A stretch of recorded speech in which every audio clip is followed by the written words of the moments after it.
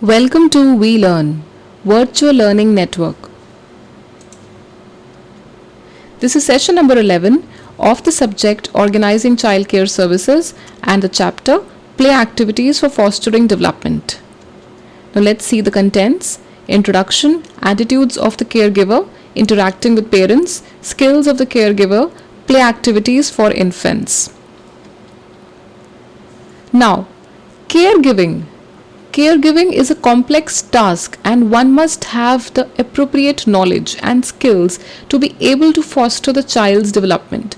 So caregiving is not an easy task. One must have the appropriate skills and knowledge to be able to give proper care and quality care to a child. One must know the milestones of development and the abilities of children at different ages so that one can plan age-appropriate play activities for them.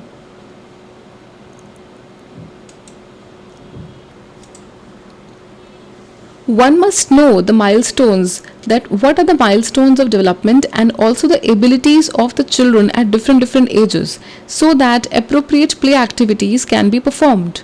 Such knowledge is helpful for the parents as well as for the worker in a preschool or a crèche, because this kind of knowledge about the child a parent is able to give to the worker in a preschool or of a crèche. Attitudes of the caregiver. A well-rounded personality is essential for proper caregiving. A proper personality is essential for proper caregiving, because when skills and knowledge of the parents are not enhanced, they won't be able to give proper nurturance and guidance to the children. One needs to be sensitive and confident as well as flexible and child-centered. One needs to understand the child psychology as well as need to be flexible, sensitive and confident about oneself and sensitive to the children's needs, requirements and demands, that what a child wants at different points of time. What are his needs, requirements, likes and dislikes. Sensitivity has to be there. A sensitive caregiver is aware of the needs of children and understands why a child is behaving in a particular way. When a child behaves in a particular way, smiles or laughs or cries, a sensitive caregiver is aware of the needs, that why a child is behaving like this. A sensitive caregiver knows that each child is unique and has a distinct personality and must not be compared with others. In this way, the sensitive caregiver also knows that one's child should not be compared and the strengths and weakness should not be compared with other children, and every child is unique and has a distinct personality, and the sensitive caregiver also should view one's child as distinct and unique. A sensitivity towards children enables the caregiver to feel with the children and understand their pain and pleasure. A person who is sensitive, a caregiver who is sensitive, is able to understand that why a child is in pain or why a child is in pleasure, and to minimize their pain and increase their pleasure, and to feel what the child is feeling. Self-confidence. A confident caregiver interacts with children in a relaxed manner, hugs them spontaneously, and spends time with them. A caregiver who is confident spends quality time with children in a relaxed manner, plays with them, hugs them, gives them a lot of love, compassion, care, and spends time with them as well. Her confidence in handling situations and her sense of security is communicated to the children through her behavior. The way the mother or father handles difficult situations or handles children and handles different activities of the children is communicated with the sense of security or with the sense of insecurity with the way they behave with the children. Do they get irritable easily? Do they get excited, or are they happy, or are they calm and normal at different situations? So that is also communicated to the children through their behavior. In such a setting, children eagerly explore their surroundings. Children eagerly explore what is happening around them. Why is it happening? They ask a lot of questions. There is a lot of curiosity inside them, that why is a particular thing happening in such and such manner and why it's not. So they have various questions and explorations and about events and about people. Flexibility. Flexibility means being open to suggestions, spontaneous, and willing to change one's plan of work and style of care to suit children's interests and needs. It does not mean that whatever suits a caregiver, only in that way the caregiver is giving care and in that way the person is handling the child, but to understand what are the child's needs, what are the children's demands, interests, uh, what is the child's psychology, to mold one's plans and to mold one's style of care and plan of work according to children's interests and needs. So that has to be children centered, that has to be child centered. And flexibility also says being open to suggestions, positive suggestions from other people, and to mold yourself according to that. In other words, there should be a structure to what a caregiver will do with children. Within this structure, there must be openness. There has to be receptivity.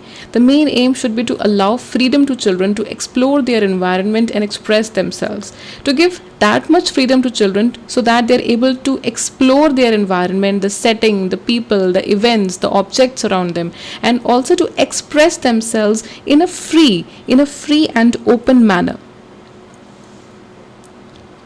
Child-centeredness. A caregiver must become child-centered, should see what are the needs, what are the demands, likes, dislikes of a child, and to mold the parenting style according to that. This means that her plans and activities should be centered around children's abilities, interests, and needs. Being child-centered also means that the play activities planned are appropriate for children. It should not be the play activities which are planned that are too easy or that are too difficult for the child to perform. That has to be appropriate for the age and for the ability of the child. So play activities should be planned according to the age and according to the ability of the child.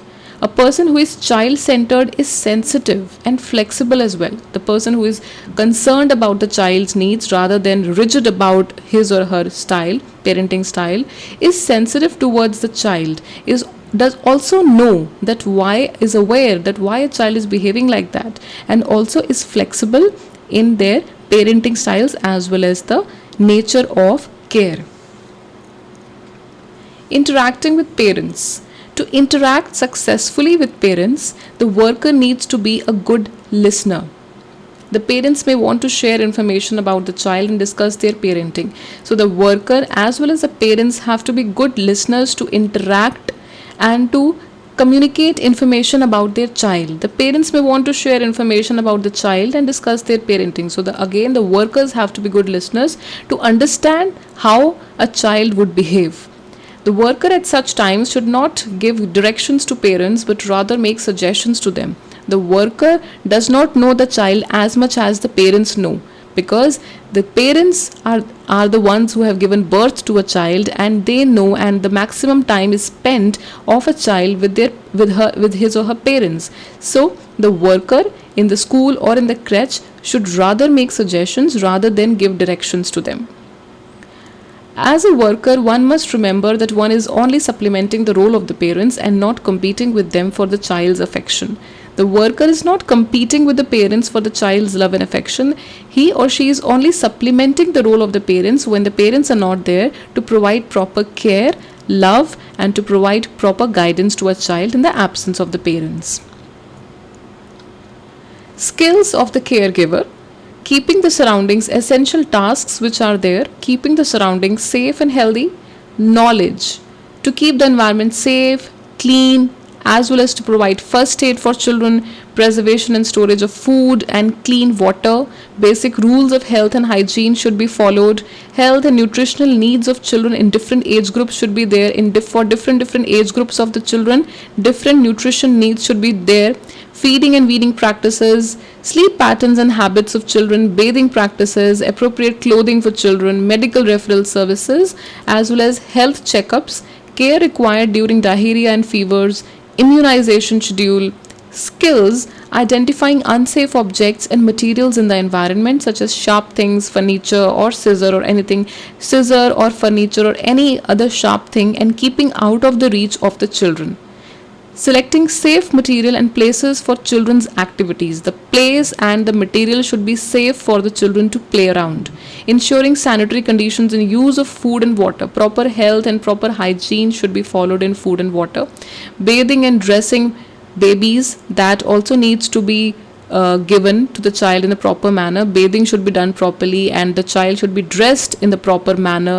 Proper food and proper water, clean water should be given to the child. Bottle feeding infants as per their individual needs, and also measuring child's growth using growth charts. Also weaning foods and responding to cues for elimination, attending to the toilet needs of the child, identifying sick or undernourished children, and developing nutrition charts or health charts for the children as per their their health level. See to see who are the undernourished and sick children. Selecting appropriate food for every children depending upon their age group and also depending upon their nutrition needs.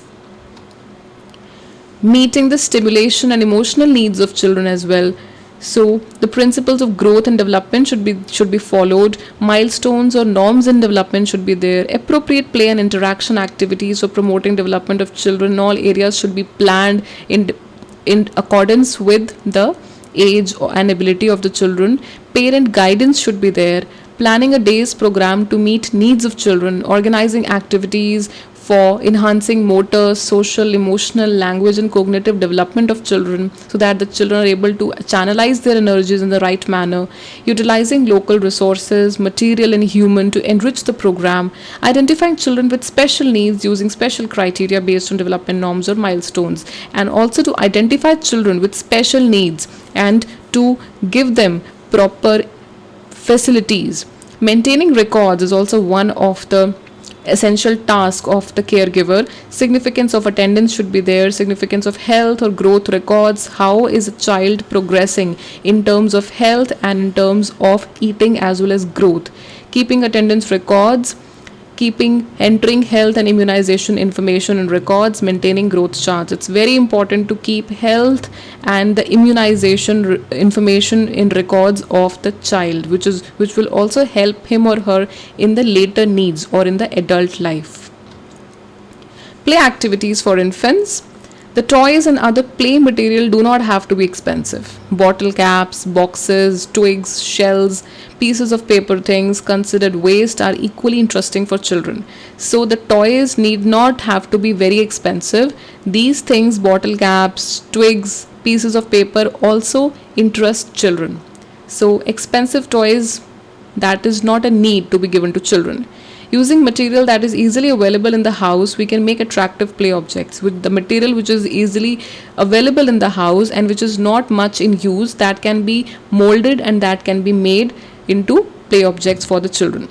Dolls, rattles, masks or puppets can be made from such material with little effort. Play activities. While buying or making play material, one must ensure that they are safe for children, because the children will be touching them or they might also put them into their mouth. So that has to be safe. The toys should be big enough so that the child does not swallow them. The small, minute toys should not be given to children. It has to be big enough so that the children play with them and do not keep them under their mouth. The play objects should have rounded and smooth edges. It should not be sharp. It should be rounded and it should be smooth. When the child touches them, the child should not get hurt. The toys should not break easily. It should not be breakable, because when the toys break, the child becomes scared. So the toys should not break easily. Activities for infants up to 6 months. The first year is a period of rapid development.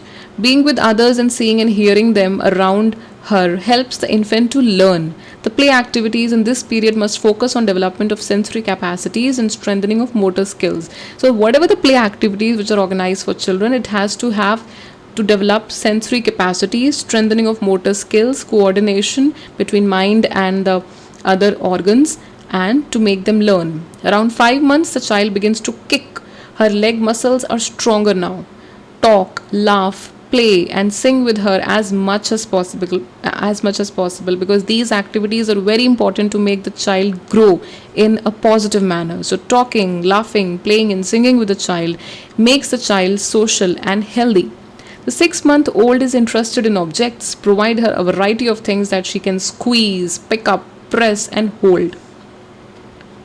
Activities for infants between 7 months and 1 year. Give the infant toys and objects to manipulate. Things that make a sound as the infant plays with them interest her. Provide a collection of used household things like reels, plastic containers, and cardboard boxes.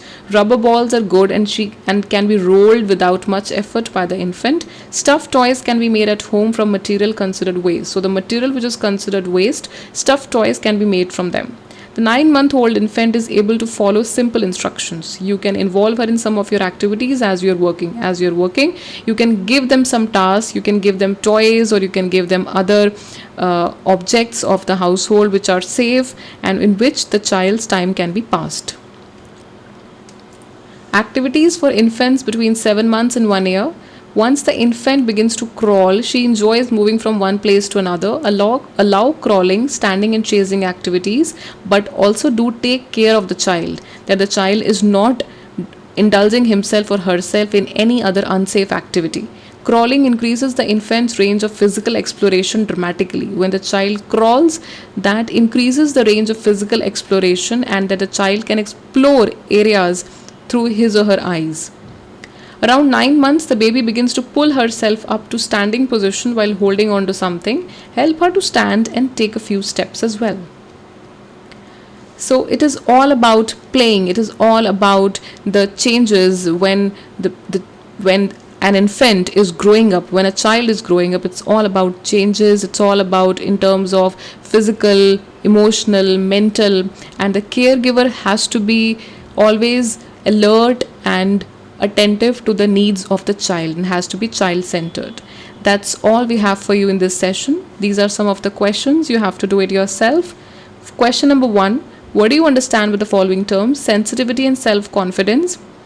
Question number 2. State the reasons for holding the baby up vertically for some part of the day.